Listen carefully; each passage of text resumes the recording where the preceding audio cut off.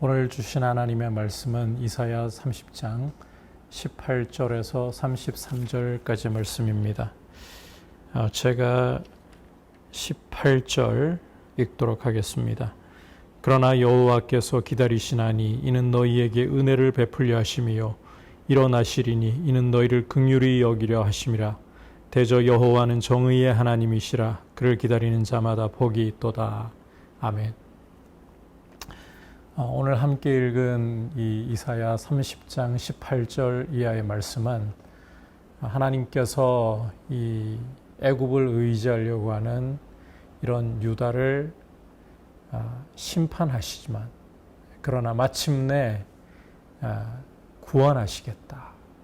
은혜와 긍휼을 베풀어 주시겠다라고 말씀하시는 소망의 말씀입니다. 18절을 보시면 그러나라고 말씀하고 있죠. 앞에서는 심판을 말씀하셨지만 하나님의 말씀을 전혀 구하지 않고 애굽과의 이 동맹에서 피난처를 보호를 얻으려고 하는 그리고 빠른 짐승을 타고 도망하리라 이렇게 어리석은 생각을 하던 유다를 하나님이 심판하신다 말씀하셨으나 그러나라고 이제 반전의 말씀을 주고 계십니다. 여호와께서 기다리신다.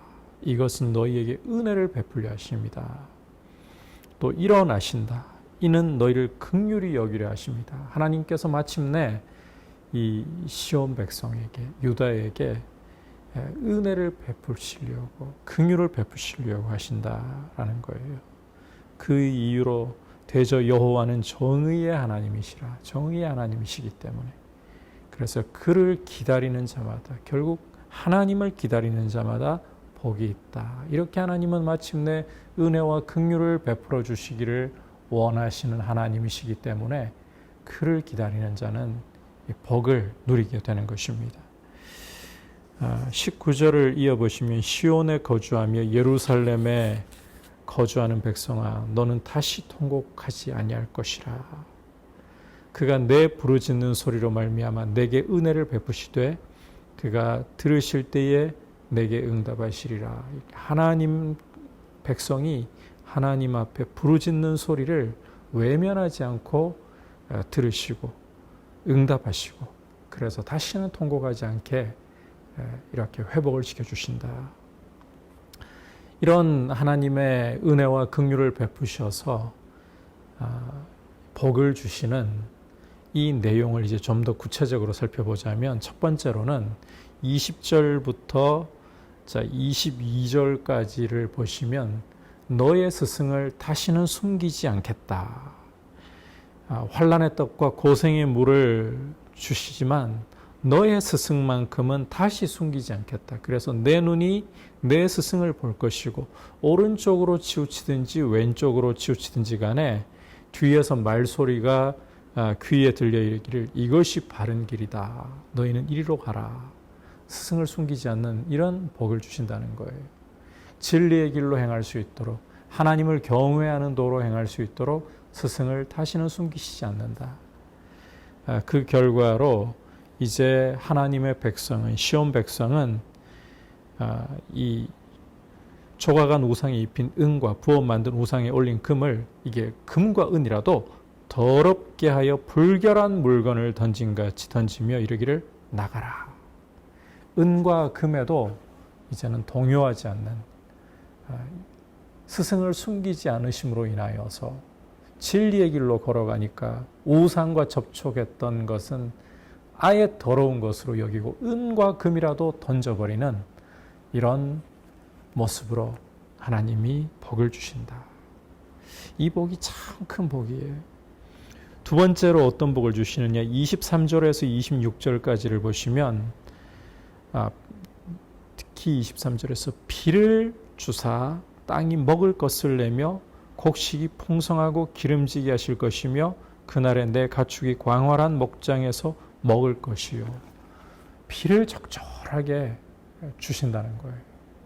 하나님이 주시는 이 비로 말미암아 소산이 땅의 소산이 풍부하고 가축들도 풍부하게 먹을 수 있는 이런 풍성함을 주신다. 그래서 26절에 보면 여호와께서 자기 백성의 상처를 싸매시며 그들의 맞은 자리를 고치시는 날에는 달빛은 햇빛 같고 햇빛은 7배가 되어 7날의 빛과 같으리라.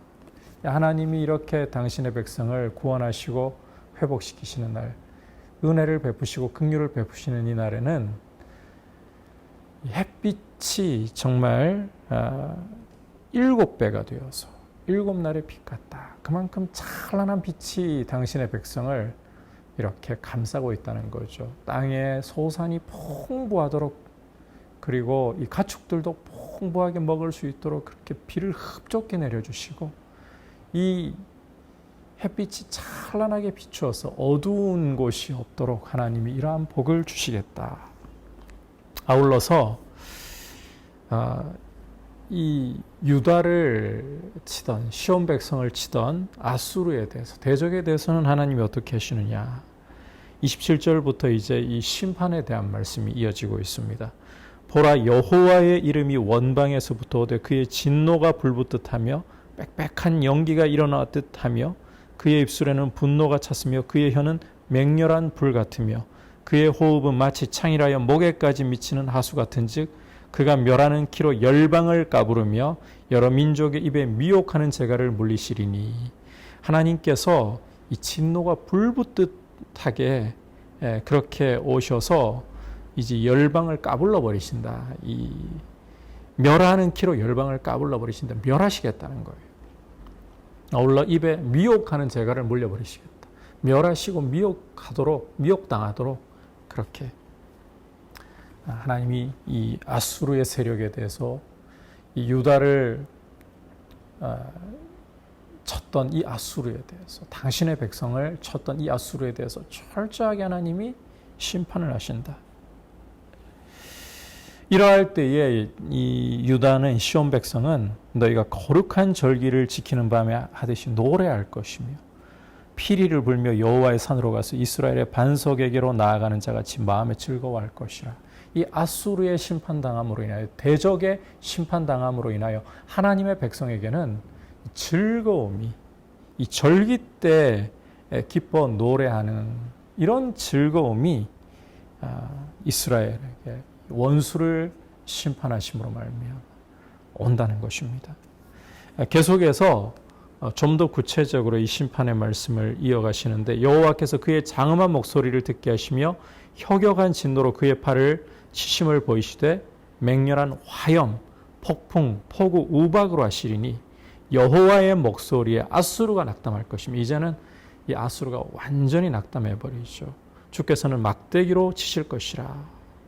여호와께서 예정하신 몽둥이를 아수르 위에 더하실 때마다 하나님의 백성은 소고를 치고 수금을 탈 것이고, 하나님의 백성은 이렇게 즐거움으로 노래하고 소고 치고 수금을 치면서 하나님을 찬송하는 승리의 기쁨을 누리게 된다. 앞서 스승을 숨기지 않으심으로 정도를 행하며, 진리의 길로 정도를 행하며 이 우상을 던져버리는, 우상과 접촉했던 은금마저도 던져버리는 깨끗한 백성, 그리고 땅에서 풍성한 소산이 나면서 하나님이 비를 주셔가지고 풍성한 소산이 나면서 이 햇빛이 찬란하게 비추어 어두운 곳이 없는, 뿐만 아니라 이런 승리의 기쁨이 흘러 넘치는 이런 모습이 하나님의 백성의 모습이고, 반면에 하나님의 백성을 쳤던 아수르는 철저하게 이 키로, 멸하는 키로 깨어지고 또 미혹을 당하게 되고, 그리고 하나님의 이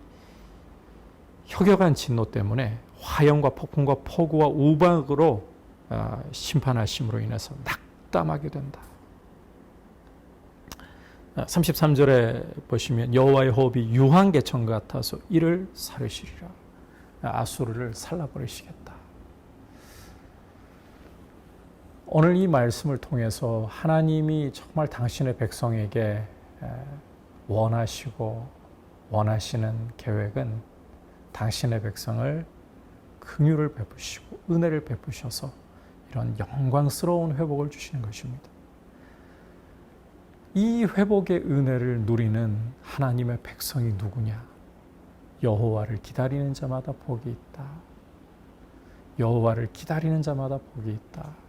하나님을 기다리는 하나님의 백성은 이와 같은 하나님의 회복의 은혜, 이 풍성함으로 어두움이 없게 하시는 이런 은혜, 승리의 기쁨을 맛보는 그런 은혜, 무엇보다도 스승을 숨기지 않으심으로, 이 스승님이 신약적으로 이야기하자면 우리 안에 오셔서 우리를 떠나지도 버리지도 않으시는 성령님을 가리키는 거죠. 진리의 길로 가도록 모든 진리 가운데로 인도하시는, 거룩함의 길로 인도하시는 성령님을 가리키겠죠. 그렇게 인도하시는 은혜를 주셔서 깨끗하게 하신다. 이런 영광스러운 모습이 하나님 백성의 모습이어야 합니다. 이런 거룩한 꿈을 교회는 결코 잃어버려서는 안 됩니다. 하나님을 기다릴 때 이런 거룩한 말씀대로 하나님 이루어 주시는 분이십니다. 하나님은 약속에 신실하십니다. 지금 우리의 교회 상황은, 우리 한국 교회의 상황은 어느 때보다 어렵지만 그럼에도 불구하고 여호와를 기다릴 때 이 말씀을 신뢰하면서 말씀 위에 서서 애통하며 회개하며 하나님을 잠잠히 기다릴 때 하나님은 스승을 주셔서 숨기시지 않으시는, 그리고 이 우상과 접촉한 것이라면 은과 금도 던져버릴 정도로 깨끗하게 적절하게 풍성하게 비를 주셔서 소산이 풍부하고 햇볕이 찬란하게 비춘 어둠이 없는, 그리고 원수로부터의 승리의 기쁨을 누리며 노래하는 그런 모습으로 서게 하실 줄 믿습니다. 이 하나님을 우리가 바랄 수 있기를, 기다리고 기다릴 수 있기를 축복합니다. 이제 말씀을 생각하면서 함께 기도하기를 원합니다. 하나님을 기다리는 자가 복이 있다 하셨습니다.